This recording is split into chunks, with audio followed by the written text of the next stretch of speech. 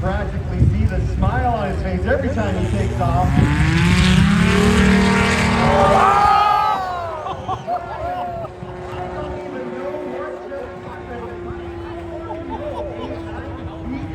Oh my God. Really helping Steve Henry out. What a great takeoff. Now, let's see if the Rams S7 can compete. Pat Atkins here, beating Steve Henry by 1 foot in National STOL Sodbusters competition last weekend. Here he goes. Really short. But hey, oh my God. Here he comes, Dan Reynolds. Yes, oh my gosh. We've got, I would say it stings like a butterfly, it looks like a bee. Here he goes.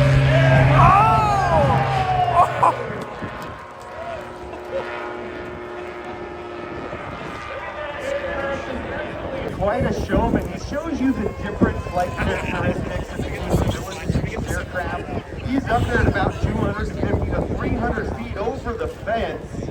But watch how he's able to get that energy under control. We like to call this energy management mode. EMF.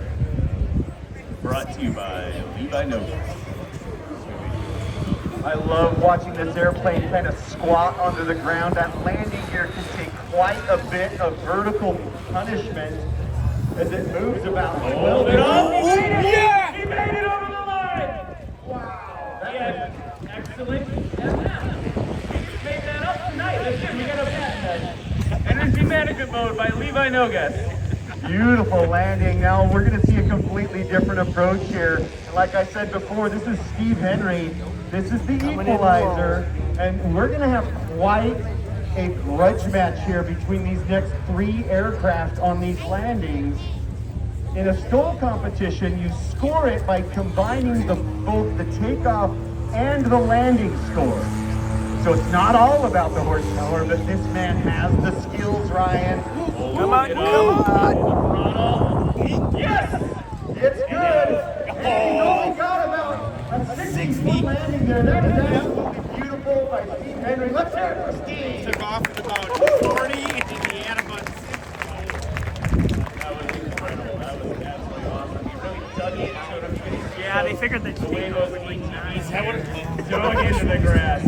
Yeah, if you haven't Slowed down. If you do have a chance to make your way over to what we call the STOL Corral, where these pilots park their aircraft, take a look at the difference in designs. And Steve Henry does have big knob, grippy tires on it. Now here's Patrick McIntyre. Yes. That was great. Patrick is somewhat new to the STOL scene. Came on only a couple of years ago, but proving that he is a competitor to watch. Okay, let's watch the radar detector again. So this is Dan Reynolds in the Chinook. This is by far the slowest airplane in our STOL demonstration tonight. We may, I don't want to jinx it, but we may see something quite special in this landing. Listen to how he works the throttle. Watch that rudder control. Watch that elevator on the back. He's coming in at 22 miles an hour right now, ladies, 21. Whoa! And he made it! He made it! Yeah. What was that? Just happened about 30 feet there, I would say. Yeah, the intersection. This is an airplane that we love to show you because it's very accessible, right? You don't need to have a super seat-up STOL aircraft like Steve Henry or Dan Reynolds. They're not Okay, yeah. an off-road guy. Bo Ellis now on the line for it. Yeah, Bo Ellis is an expert at the controls of his highly modified Super Cub. Also, very personable.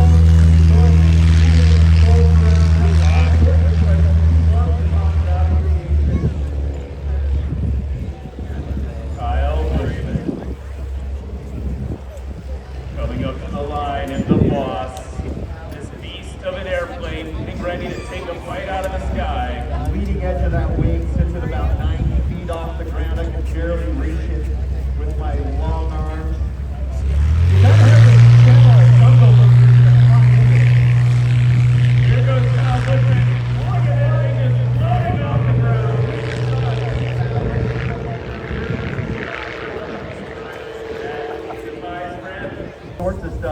the storage compartment goes about 7 or 8 feet back. Absolutely beautiful. It's designed by Backcountry Super Cub. So if you're in the market for a monster of a bush plane, go check those guys out. Now here comes the Cessna 170. Watch that elevator. Holding it off, and it's just short of the line. The blades of grass, and in a STOL competition, that would be a disqualification. So, like, we go back to the scoring, he would not get that score to count. Now here comes Bo Ellis, another different approach for him. Now watch as he brings the kinetic energy under control, taking that rudder a little bit.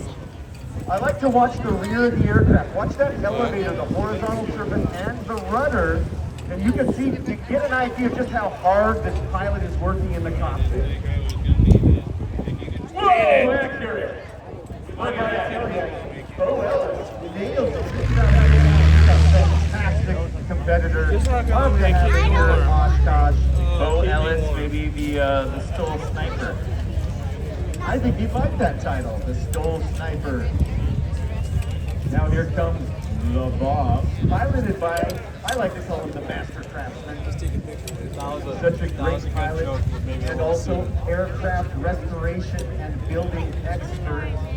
He owns a shop in the Pacific Northwest called Radwood Refactory. Wonderful shop if you're in the market for restoring a classic aircraft. He is young and talented, and you just gotta love to see that in aviation. Look at this. Oh, man. Yes, he made it. Like I said, the Master Craftsman, ladies and gentlemen, that's Kyle Bushman. And a STOL situation that helps shorten those takeoffs and landings, but it also adds a degree of complexity, especially when you've got a crosswind, is that you have a slight crosswind from the left scenario, so you'll start to see the pilot actually flying their aircraft on the far left side of the runway, so they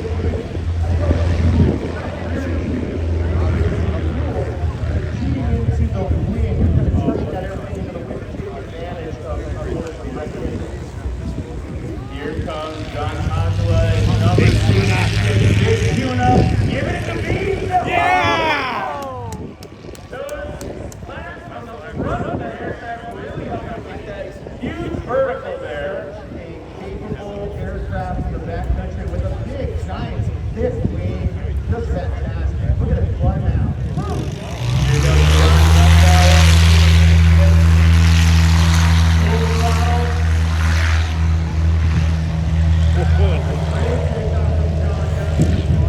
I love the size of those tires. It looks like a cartoon almost. So much fun to watch. Here comes Kathy Page, race 85 in the Carbon Cub. You've seen her all over the country at various STOL competitions, STOL drag, traditional STOL. She's been released. Here we go. Full throttle, tail up already. Watch the flags come down. Look at it right there. Watch it right off the ground.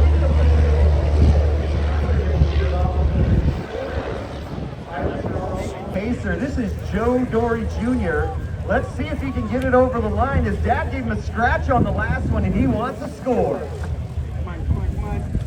He made it. Good over the line. Gave up maybe 25 feet, but that's better than a scratch. It's better being in the water on a sandbar. That is exactly how to get it done, and his dad is happy about it out there dancing on the line. John Hockela now, big tuna. Look at the silhouette of the Zenith. If you don't have your cameras trained on these aircraft, you're missing a beautiful, beautiful show. Look at that airplane coming around in the corners. It just reminds you of flying maybe in Idaho or up in Alaska as you round the trees. You get there on that 1/8 of a mile final, get into that energy management pocket. Look at the controls. He's got maybe a little bit of gusty crosswind now. Beautiful, expert display of pilot control, Brian. Holy cow, ladies and gentlemen, for the master, John Hockela. I think we need to nickname that aircraft the recliner with how far back he was sitting there. Looked like he was pulling the handle on his lazy boy. John Young on short final now. Loves the lines of the Super Cub. This is an excellent example of what you can do, making an airplane beautiful and perform quite well. Nice and green, kind of a little bit of wing tilt there. Maybe caught a little bit of a gust. You're starting to see these aircraft get bounced around a little bit, Ryan, so that increases the workload. These pilots no stranger to that. Here comes Cassie Page. We've talked about her, about how smooth she is. Now pay attention to the rear of the aircraft and listen to the sound of the motor, that rudder and that elevator. You can see how hard they're working in those cockpits.